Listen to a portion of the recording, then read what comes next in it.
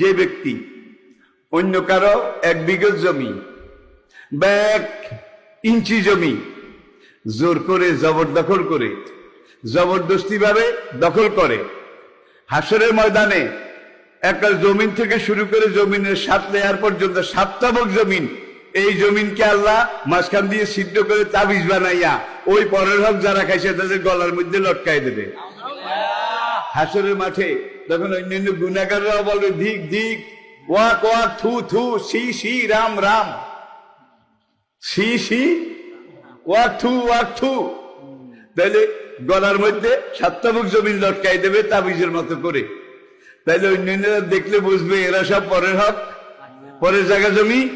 খবরদার, অনেক ভাই আছে বোনদের পাওনা শোধ করে না, হয়তো আপনাদের মধ্যে নাই, বোনদের হক এটা শোধ করে না।